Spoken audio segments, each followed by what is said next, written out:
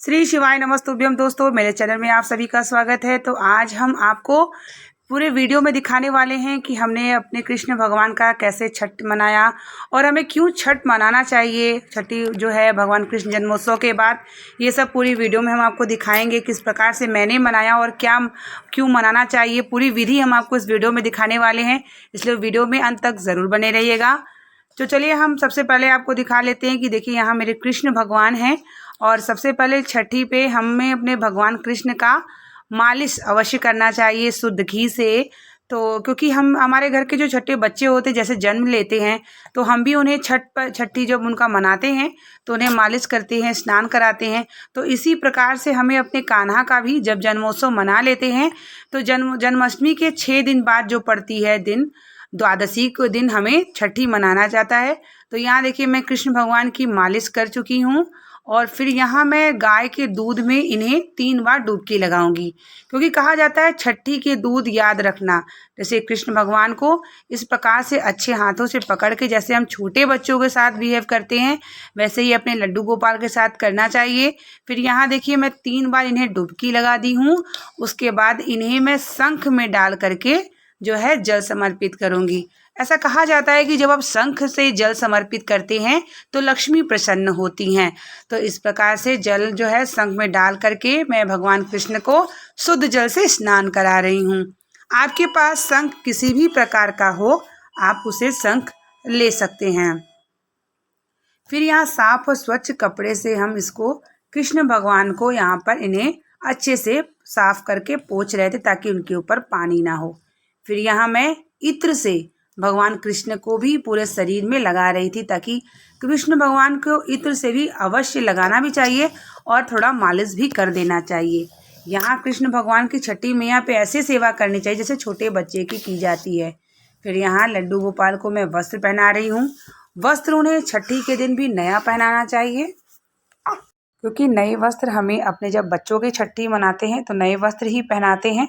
तो इसी प्रकार से हमें भी अपने लड्डू गोपाल की सेवा जो करते हैं ना, बिल्कुल ही अपने छोटे बच्चे, जैसे हमारे घर में बच्चे जन्म लेते हैं, उसी प्रकार से हमें अपने लड्डू गोपाल की जन्मोत्सव के बाद छठी अवश्य मनाना चाहिए। तो इस प्रकार से यहाँ पे भगवान का श्रृंगार, उनका स्नान करने के बाद, और काजल, जैसे कि हम अपने बच्चों को काजल भी लगाते हैं, नज़रिया भी पहनाते हैं, तो हर तरीके से हम लड्डू गोपाल को छठी वाले दिन काजल भी लगाना चाहिए, क्योंकि इतने सुंदर लगते हैं जब वह श्रृंगार कर लेते हैं, तैयार हो जाते हैं, तो उन्हें किसी की नज़र ना लगे, तो इसलिए हमें काजल भी लगाना चाहिए। तो इस प्रकार से देखिए लड्डू गोपाल मेरे तैयार हो चुके हैं, उनका श्रृंगार भी हो चुका है और ये देखिए कितने अच्छे और कितने प्यारे लग रहे हैं लड्डू गोपाल। तो इस प्रकार से इनका श्रृंगार हो चुका है। फिर भोग के लिए मैं कुछ लगा दूंगी, उसके बाद मैं फिर कढ़ी चावल बनाने जाऊंगी अपने रसोई घर में। तो सबसे पहले मैं इनको स्नान, श्रृंगार, उसके बाद कुछ भोग जो है वो लगाने के बाद मैं फिर जब दोपहर का जो भोजन बनाऊंगी वह कढ़ी और चावल होगा। और इनका छठी मैया में छठी वाले दिन जब हम भोग लगाएंगे तो कढ़ी चावल भोग लगाएंगे और पूरे परिवार के साथ हम लोग उसे ग्रहण भी करेंगे, क्योंकि छठी हम पूरे परिवार के साथ मनाएंगे। और हमारे मंदिर में जितने भी देवता हैं, हम सभी देवता से यही विनती करते हैं कि आज हम अपने लड्डू गोपाल का छठी मना रहे हैं और आप सभी कढ़ी चावल को भोग प्रसाद अवश्य लें। तो यहाँ से उनको मैं पुष्पों का श्रृंगार कर रही हूँ। क्योंकि जितना भी आपका श्रद्धा भाव होता है, जितना भी आप श्रद्धा भाव से भगवान को पूजते हैं ना, आपके हर एक भरोसा और हर एक पूजन को भगवान बड़े प्रेम से स्वीकार करते हैं। कृष्ण प्रेम की मूर्त होते हैं और प्रेम का स्वरूप होते हैं। तो इन्हें जिस भी रूप में आपने इनको जन्म दिया है अपने घर में, तो उसी रूप में आप इनकी सेवा करिए, पूजन करिए और आपके घर में हर प्रकार की जो है भंडार, हर प्रकार की दुख सुख में आपके कृष्ण भगवान आपकी कृपा करें और आपका साथ दें। तो यहाँ देखिए मेरी पूजन भी हो चुकी थी, श्रृंगार भी हो चुका था। यहाँ मैं सुबह भगवान को प्रसाद में जो है ग्लास में पानी और एक अनार समर्पित की थी। इसके बाद मैं जब भोजन बनाऊंगी तो यहाँ देखिए मैं किचन में भी आ गई हूँ और अब यहाँ मैं कढ़ी बनाने की तैयारी कर रही हूँ।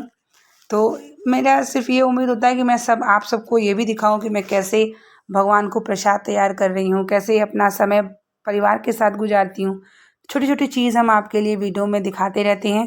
तो यहाँ देखिए मैं कढ़ी जो है भगवान कृष्ण के लिए बनाना शुरू कर दी थी और यही हम लोग भी सोचे थे कि दोपहर में भी हम लोग यही कढ़ी चावल हम लोग भी प्रसाद के रूप में लेंगे। ताकि छठी मैया जो है पूरे परिवार के साथ मनाए। फिर यहाँ मेरा रूम भी बिखरा हुआ था।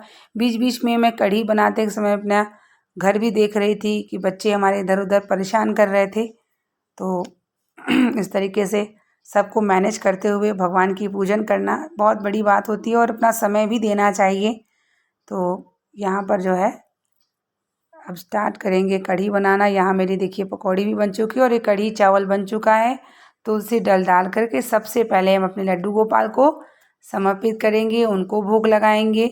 जब वो भोग कर लेंगे, लगा लेंगे, तो उसके बाद हम परिवार के अन्य सदस्यों को भी यही कढ़ी चावल देंगे। तो यहाँ मैं धीरे से चावल और कढ़ी को मिला के अपने लड्डू गोपाल से वो दूर से ही मन के भाव से कहूँगी कि आप ये लड्डू गोपाल, आप ये कढ़ी चावल खाएं। और सारे भगवान से विनती करूँगी कि आप सभी जो है कृष्ण भगवान की छठी पर आप लोग भी कढ़ी चावल को ग्रहण करें और यही प्रसाद जो है हम पूरे परिवार के साथ ग्रहण करें। इसी प्रकार से छठी हम लोगों को मनाना चाहिए, क्योंकि अगर हम बच्चा जैसे हमारे घर में जन्म होता है तो हम लोग छठ मनाते हैं, उसी प्रकार अपने कृष्ण भगवान का अगर हम जन्मोत्सव मनाते हैं तो हमें छठी अवश्य मनाना चाहिए। और छठी आपका विधि देख ही चुके हैं पूरे वीडियो में, किस तरीके से छठी मनाई जाती है। और पूरे उत्साह से हमें छठी मनाना चाहिए, तभी आपके जन्मोत्सव का फल भी मिलता है और आपका जो छठी है उसका भी फल मिलता है।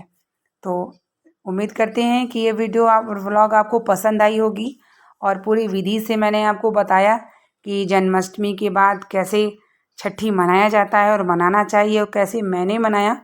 तो इस तरीके से छठी मनाते हैं तो कृष्ण भगवान की कृपा दया दृष्टि आपके पूरे परिवार पर बनी रहती है। उम्मीद करते हैं कि वीडियो पसंद आया होगा। मिलते हैं नेक्स्ट वीडियो के साथ, तब तक के लिए श्री शिवाय नमस्तुभ्यम। हर हर महादेव।